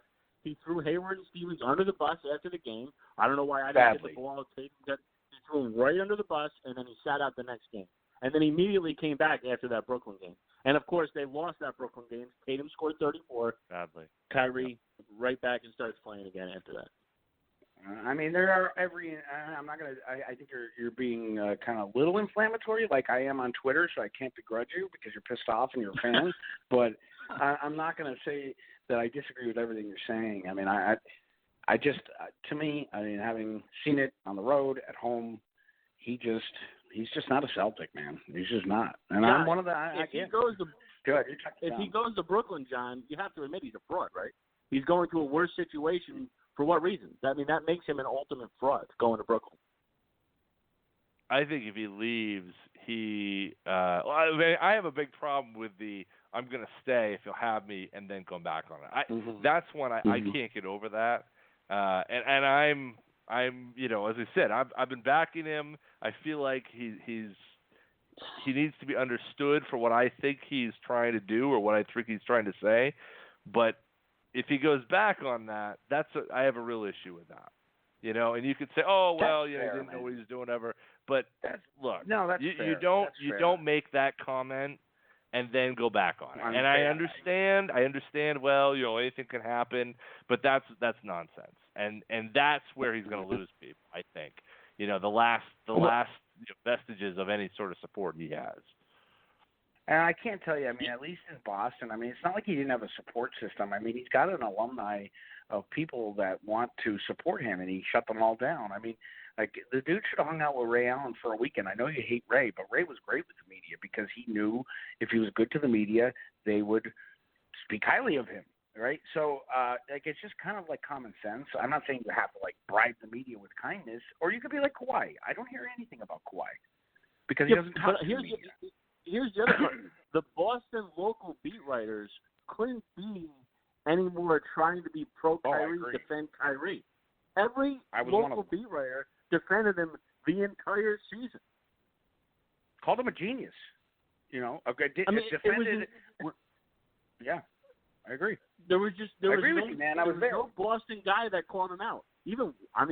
Nobody. Yeah. No, that's not that. Well, Felger, I mean, like the shot jocks, but that's your job, man. Yeah, but they're not the local. I'm talking the guys that are with the team every day. I'm with you, man. The guys that are with the team every day never went after him, never criticized him. Never. Mm-mm. They were fair. The only one that started to at the end of the year was Brian Robb when he would point out on Twitter the defensive lapses of the playoffs when he literally didn't try the last 4 games of the season.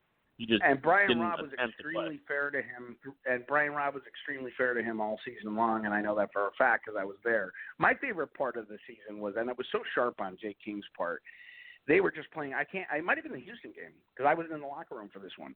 But he said they had this horrible loss. They got booed off the court. It was bad. And Kyrie goes, "We're going to be fine." Jake King immediately. I mean, he was so fast. Immediately snapped back. Why? He had no idea what to say, Kyrie, because I'm here. Oh, now you just dug yourself a bigger hole. They might as well have a closet full of shovels in his locker because it was going on. I can't. One time we were all. I'll give you another story. We were all. I'm probably gonna get in trouble for saying this shit, but we were all in the locker room pregame, and you never see Kyrie pregame. So you're waiting for one or two players who are gonna talk. Kyrie comes out of the side room and says, "What the F are you guys doing here? Are you working?" I'm like, "Well, yeah, we're waiting for Al or whoever it was at that time." He's like, "Nah, you guys are just loitering. Get out of here." So, I'm not kidding you. These things happen.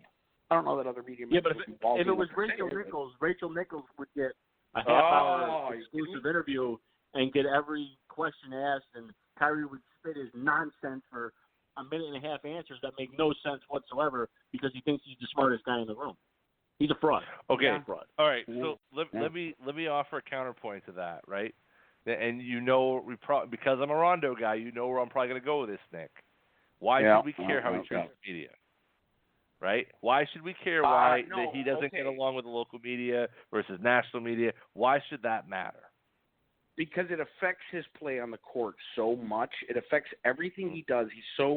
He is so wrapped up in the media that he has no focus on the basketball court. He's so wrapped up on his Twitter handle and his Instagram feed that he's not able to focus on the basketball court because he's swirling around the media and he is feeding them. Like this guy was like a gourmet chef giving the media, the national media, the local media, everybody as much ammunition as they needed because he just wouldn't shut the fuck up.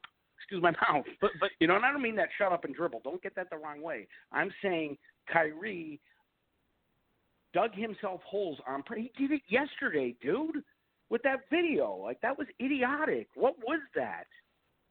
Like why wasn't he instead down in? Why wasn't he instead down in Brighton at the pre-draft workouts, being supportive and seeing the players that they may draft this year or trade? Why wasn't he there? Instead, he was putting videos of his shoes up and mentioning he shouldn't even say Larry Bird's name. That's like blasphemy for this guy to say his name because Bird left it all on the court. Kyrie left it all in his cell phone in the locker until he got off the court when the going got tough. And that's your answer, John. Why should he care? Rondo didn't. I have a lot more respect for Rondo than I do for Kyrie because Rondo performed. When it came down to it, he performed, right? He didn't care what the media said, but he performed, right? Kyrie folded. 100%. If Kyrie played like Rondo in 2010, nobody would care about the way he treated the media. But Kyrie ran his mouth. Exactly. Ran his mouth the whole time. Kyrie ran his mouth the whole time, and then didn't back it up for 1 minute in the playoffs. He wasn't good in the Indiana series, and he was worse in the Milwaukee series. Yep. So he wasn't good in the Indiana. You know who was good in the Indiana series was Gordon. Gordon was. He had two good games, you know. Yeah. So and that got stifled quick. All right, but let's just to back it up here. If the Celtics play well and Kyrie plays well, none of us are having this conversation right now, right? No, that's sports 101, man, right? You know. I know, but what I'm saying is like part of this is the lens that we're looking at this through. Do you bring him back or not? And is next year different because what makes next year different, I guess? If you bring him back, what brings next year different?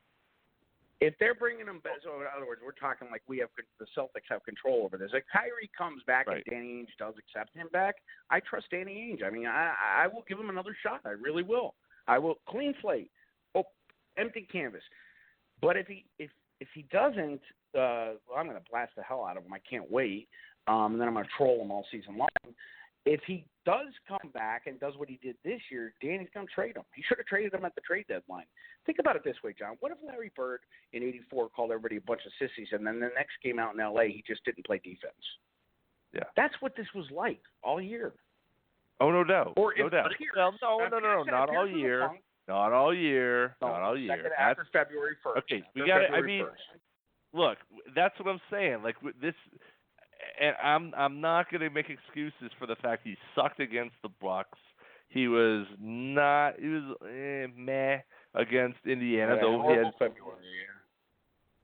From February on, he was not. He really struggled. Probably. Now he still had the best statistical season of his career, and thanks to his coach, still he always threw under the bus. Just threw him under the bus, but Stevens was a big reason for that, and he couldn't appreciate that even a little bit. I disagree with you there. See, I think there was a conflict between Stevens and Kyrie because Stevens didn't play Kyrie as much as he wanted to play. Like I would see situations, and again, it's speculation, but I would see situations where he was going to the bench and they jawed each other. It was almost as if like Kyrie felt like he had to be on the court at all times. Like, listen, man, KG never wanted to come out of a game. I could respect that. So I can't say, that Stevens is responsible for Kyrie's great year. Kyrie is responsible for Kyrie's great year, and he's also responsible for the Celtics' terribly dramatic. We are all allowed ourselves to be in the mind of Kyrie Irving for the last 3 months, 4 months, and it's not a fun place to be. I feel bad for the guy because he's just all over the place, man. If Danny Ainge and him come to agreement, Ainge brings him back, I'm a Kyrie guy again. I'll say it right out loud because I believe in Danny Ainge. But if he decides to go to Cleveland or to Brooklyn Brooklyn and New York really infuriate me because New York is the most overrated. The Knicks are the most overrated franchise in the history of sports. All right, and they're perpetually bad. I agree. Boneheaded.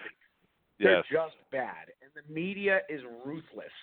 So he goes there, it infuriates me. He goes to Brooklyn. He was shattered for at least 4 months, the Celtics culture. He goes to Brooklyn. They don't even have a culture. It's still at the Meadowlands in New Jersey when they drafted Sam Bowie or whatever. You know what I'm saying? Like, they're nobody. They won't win. They won't win. They have no – at least Kyrie Irving went to such a stable situation and destabilized it. Mm-hmm. He destabilized it. Right. Himself. He had a lot. I'd say he had a lot to do with it, but I would also say again, 100%. Right.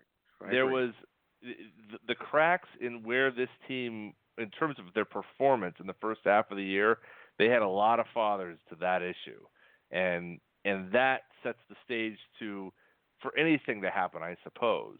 It allowed questions to happen down in New York to say, well, what are you going to do? This team's scuffling. You're, not 500, but you're not much above that, and then Ask Me July 1st comes out. That's the problem is if people earned a role, if Jalen accepted a role, if they held back Gordon more, if, Terry is maybe sent out of town, maybe they find a way to kind of come together and they're not so crappy and so inconsistent through the month of January. And we're having a different conversation. Dude, January, please, will somebody pull January schedule or what the results were in January? Because people are fighting me on this, and I'm going by memory, so maybe I'm wrong. But if I remember correctly, the first 3 months of the season, they were on the road, traveling from but to the West Coast to the East Coast on back-to-backs. It was really tough. I looked at the schedule. We did our preseason predictions, and I said, this team is going to start slow. There's no question about it. You have to reintegrate. Every time you're reintegrating players that are powerful players, you're going to stumble. I didn't think they'd start as slow as they did, but October, November, December, horrendous. They finally get home on a major homestand in January. I remember it because I was working every damn night. And they started to – Jalen embraced the role that he was fighting against, right? Gordon was already on the bench, and they were playing well. And Kyrie was out for load management a lot of that month. Someone pulled January was when they won 8 in a row to start. They blew out Indiana. There you go. They went to Miami. Marcus Morris and Jaylen Brown got in the fight on the bench. Then the next game was the Orlando game where Irving threw Hayward and Stevens under the bench for the last shot. Yep. Then the game after that was the Brooklyn game that they lost. Kyrie sat out. I think Horford might have sat out too. They lost that game. He did. They came back home and they won 8 in a row again or something like that. That's how January was. And I believe Kyrie missed 4 of those 8 games, or 3 of those 8 games. I think. I know he missed didn't he miss 3 or 4 going into MSG? Because I remember they scored 140 against Indiana. They just destroyed it, and that was when Oladipo was still playing. They scored 140 on him. that's the other thing that's very difficult for the fan base. I mean, it's difficult for me as somebody who's close to the team. I can't imagine how the fan base feels. You have proof in record and performance that the team may not be better with Kyrie Irving out, but they play better with Kyrie Irving out. You have proof of performance based on record. I'd love to know what their record is with Kyrie Irving out of the lineup. You know, you got to take two. You know, you're looking at 17, 18, and whatever he missed in 18, 19, and I bet you it's a winning record. And they were fun to watch. They're not a better team, not a more talented. No, they're not a more talented team without him, but they are a team. This team, this roster was never a team. And I agree with you, John. I think a lot of that was the fact that the young guys wouldn't respect him because, honestly, I think he preached and was weird. I don't know. Yeah. Well, and the young guys haven't. I mean, it all started when he said the young guys haven't been here before when they were in Game 7 of the Eastern Conference Finals. That's when it all started. And he was getting a nose job. And at the time, that didn't bother me that much. But I look at it. Now, okay, so I run a company with a lot of employees. And the one thing somebody said to me today is, I earned respect for you because you own the company and you're lugging out 500 pounds or 400, I'm exaggerating, 150 pounds worth of equipment because you want to let your guys go home a little early.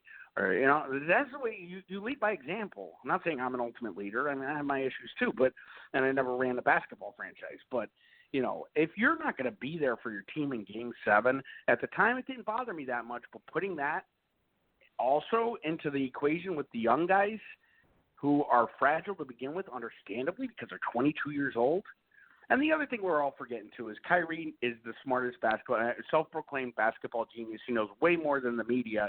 And quite frankly, I mean, Steve Bulpett was covering his father playing BC. I mean, like, he's insulting people. He's 26 years old, dude. Like, come on. One thing is certain is I don't like LeBron. And there was all this drama circulating around LeBron every single year, and he would fuel it. He'd fuel it. But LeBron, besides 2010, the dude played his ass off, and he went to 8 straight finals around that rumor and gossip mill. And Kyrie couldn't block it out for 4 months this season. That's my last take on this. My last take, honestly, is that if Danny brings him back, it's a clean slate. I will be a Kyrie guy. I'm going to cover way less games this year, so I could be more of a fan, and I will be cheering him on wholeheartedly and rooting for him. If he goes to Brooklyn anywhere else, I'm going to troll him. Not that he cares, although he does read every single tweet. He's a whore for the media, but I'm going to troll every Kyrie fan on Twitter, except for you, John, all friggin' season next year, because he's going to implode. Yeah, he's going to implode. He will. You know, I mean, he's got such a small circle. He lets no one in it, and no one even knows who's giving him advice. But whoever it is, they're really bad. Really bad. I just want to say one more thing. One more thing about the New York media. Yeah. I mean, the New York media has some of the biggest weirdos in sports media. Bondi, Berman. I mean, New York media is a strange group. And ISO is not even really there on the day-to-day now. So not really. What about the whole other aspect of it? I mean, it's a weird group in New York. I live in New York. I got to read it all the time, and it is out there. I mean, it's really strange. They're vicious, though, right? I mean, they come off with these takes that sometimes aren't even substantiated. I mean, that's what I'm trying to say. I think you're in agreement. You said the same thing. Is if he couldn't handle the Boston media, which was extremely fair and forgiving, how the hell is he going to handle it? It's not a far drive to Brooklyn from Manhattan. I mean, how's he going to handle the New York media if he goes to Brooklyn or the Knicks? Because they are not. The only thing is the national guys are more like Stephen A. in New York and Keller. I mean, those guys are in New York, so that's who will be there backing Kyrie up on an everyday basis. That's where you're going to get a little break. I don't know. I think those are the guys that have fueled a lot of this, man. I mean, I think the Stephen A's of the world are the ones that are. He's taking stuff that those guys are saying and criticizing him. The Nick Wrights, these guys who, you know, they're entertainers. Again, they're not journalists. So he's taking those things and then transferring his aggravation and frustration to the people. He's relating the people he sees every day on the beat with those guys. But I think Wright and Stephen A. Smith, I think they gave Kyrie credit. I think they gave Kyrie a pass this year. Honestly, I really do. Oh, I don't know about that. I think think about it. I mean, the AD stuff and all that. I mean, that was planted with that was started with those guys. I mean, Stephen A. had his fingerprints all over that Skip Bayless. I mean, these guys, and again, they're entertainers. I'm not criticizing them. They're entertainers. I mean, I think they're very good at what they do. But he can't handle it, and he cannot in a free agency year where he wants to make big bucks. He cannot attack them because it's not as contained. Well, I think he thought a lot of this stuff was going to be contained, or I don't know. But the fact that it was being talked about in China says a lot, So Kyrie, man, a lot of growing up to do. I never hit the biggest shot in NBA Finals history like you did, but I also am not the type of person that's going to behave the way you behaved. And I'm just really, really, really supremely disappointed in. And you know what, John? The feelings that you're going to have when he leaves is how I feel right now. I feel like not that it matters. I'm not a big shot, but I put my ass on the line, just constantly backing this dude. And by the end of the season, I was like, give me IT back with the broken hip. Like, I don't care. Anything is better than this hell. I don't want to hear my own fans booing the Garden out every single night. And then, you go out to a bar and it's like, oh, cow, like they just hate this guy. And I'm proud of that, to be honest with you. Like, there's the people on Twitter who are like, oh, it's the Boston fans, the Boston media, they're going to run him right out of town. It's guys like, you know what, if he's that soft and that fragile, I don't want him here. These fans expect the best. And we're gonna wrap on this. And so thanks for calling in. No, thank you. Really appreciate it. Yes. I think that the issue is, to me, is that like, he has definite things that he should be responsible for, and you've heard me say it, right? I mean, there's his conduct is not exemplary. It was not great leadership. No, I give you a lot of credit. Right. So that's I see all that. Right. Yep. But I think that we, in this media environment that we're in, and in Boston in particularly, and that those guys, those Felger Mazes and the Stephen A's, they shape the conversation. They shape how listeners think and act and respond. Maybe not the bulk of people on Twitter. I mean, not the. I think the engaged and enlightened folks, but I think that they trigger. Now, you have a different experience than what those people do. You have an experience. Yeah, I know. So it's different. But for those folks, right? They're taking what they're hearing from those sources, and it may jive with where you're going. It may not.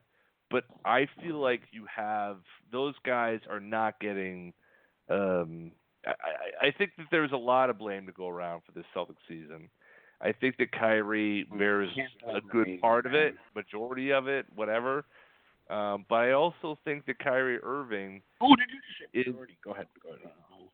Kyrie Irving is a necessary piece if they want to win a title in the next 3 to 5 years. And if they don't have him, you know what? They sell.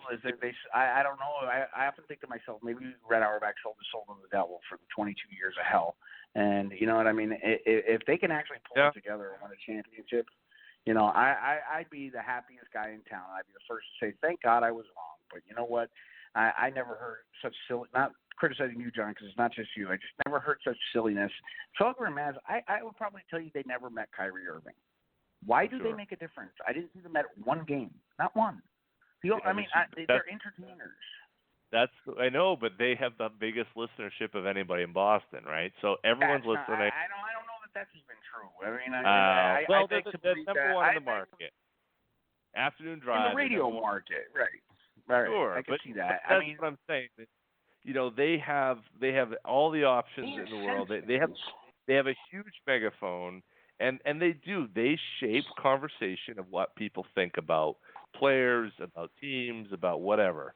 And I mean, the term "green teamer" came from Felger and Maz. Everyone uses it. I know that. I use it all the time. It's an epithet. But I agree with it. I think you're being a green teamer right now. You're being a Kyrie teamer, I think. Maybe so.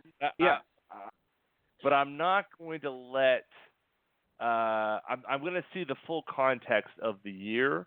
I'm not going to let a portion of the year impact what I think the ultimate goal is, which is to win a championship. I've seen for 16 years, really, I've been writing about the Celtics, following the Celtics, talking about the Celtics.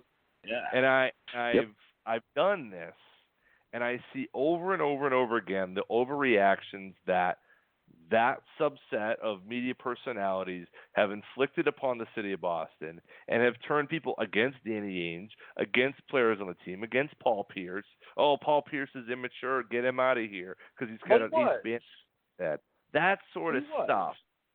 He was immature, but get rid of him? No, of course not. No, and I that's not get rid of him. Kyrie but here's Irving the thing I say, John. He's got to figure it out. I agree with you. Paul Pierce didn't allow. I mean, maybe at times he did, but it didn't. I never seen a player crumble against a shock jock the way he has. But the truth of the matter is, I come from Pennsylvania, and until I moved up here, I never even knew what Felger and Maz sounded like. You know what Felger and Maz were to me? They were the callers on the postgame show who would call and bitch about Felger and Maz. I tell my EP that he worked for CSN for how many 20 years. I say, listen, man, outside of the market, nobody knows who these guys are. I had never even heard of Lou Merlone, right? The only one I knew was the Big O because he'd do games once in a while, right?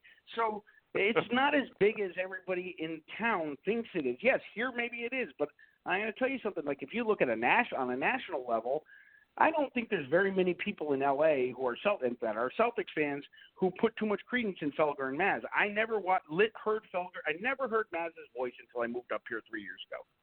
So I just don't agree with that. And I also, that goes, again, I know we want to wrap, but again, it didn't start, it wasn't invented with Kyrie Irving.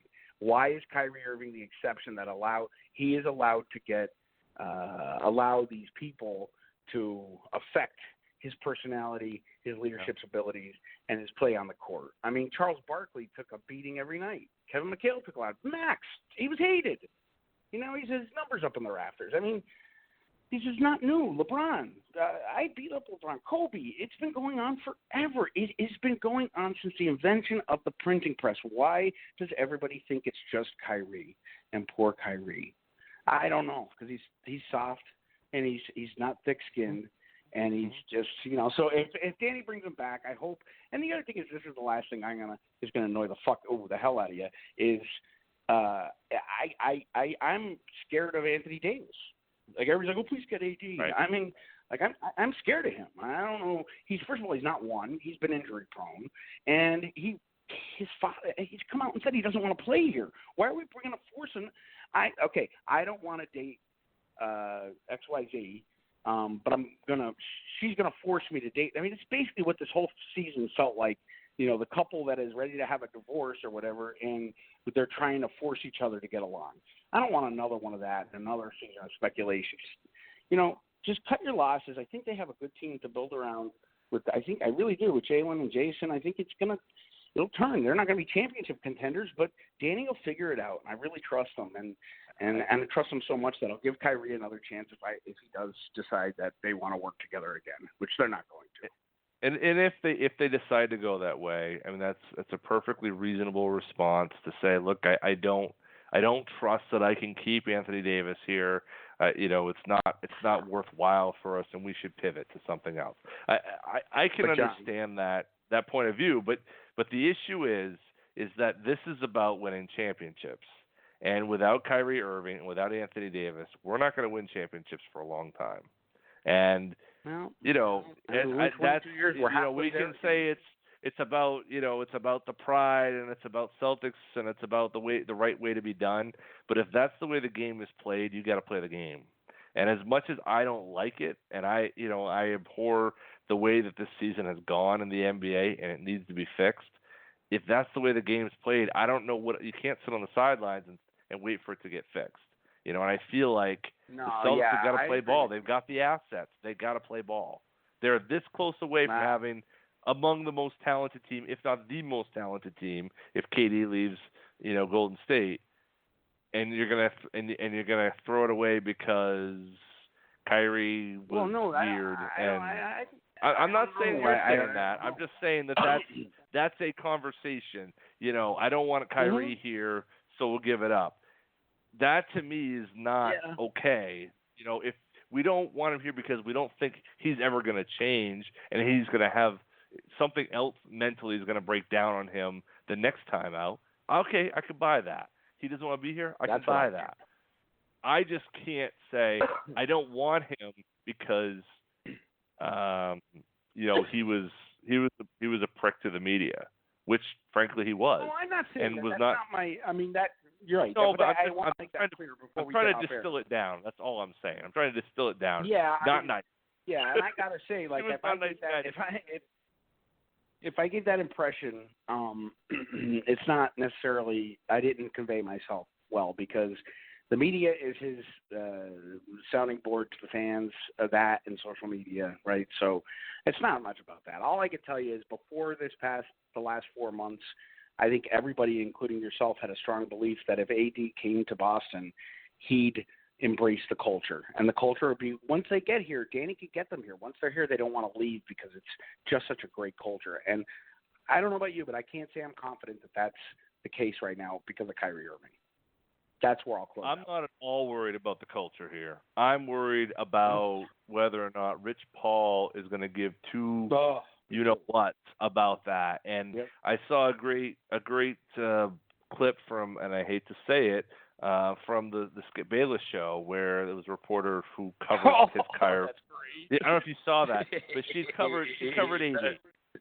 You know, and she was I didn't like, see it. I just think it's great you're talking about Skip. It's just hilarious. Yeah. Go ahead. You know, but it was like, look, this guy changed completely overnight. Like he was the most honest and upfront and great. I mean, he was the type of guy that you and I, as you were talking about what Celtics pride is all about, like fits right into that. And everything we've seen from him for the last 6 months has been not that. It has been right out of the LeBron playbook, right out of the Rich Paul playbook, and so that's what scares me. There's the blame. If I was getting the Anthony Davis of more than 6 months ago, I would have no concerns. I would trade Tatum.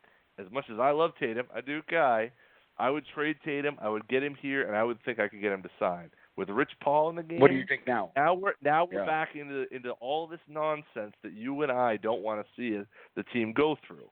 But if that's where we are, that's where we are, And if you get Kyrie here, I think you do get AD to stay. I really do. So, well, if you get Kyrie to stay, I mean, here's the thing, John. I mean, we got to wrap it up. What's the score of the Bruins game, by the way? 1-0. What is this? 1-0 Bruins? No. Yeah, we better wrap. But so I guess this really is the last thing. I feel like the only way we all have peace of mind and the culture is salvaged if Danny can swing bringing Kyrie back and getting AD there is if Kyrie does not sign a 1-1. If he signs a deal that's a 3-year with an option, okay, I'm all in. Because now you have somebody who's giving. It's got to be fair. It's a business, so that you got somebody who's giving a little and taking a little. But if he signs a 1-on-1, he's basically intending to do another deal like he did this year, and only this time he's going to have a cohort who's much, much, much more powerful than Jason Tatum, who was on his binky all year long. That's my take. So anyway, this was fun, John, and we did it in a rational way. It was good. This was a good time, Maybe we should have our own show, Just. Oh man, no! Are you kidding me? I could never sit in Justin Pullett's shoes. Are you kidding me? I can never. I have had so much fun. I have listened to you guys more now because there's so many shows that I have to screen, and like you guys, I always know are professional and great. But now with the YouTube cuts, like those 4-5 minute cuts. I'm like addicted. I'm waiting. Like I literally am texting John. When is CSL getting released? I'm not even listening to the podcast.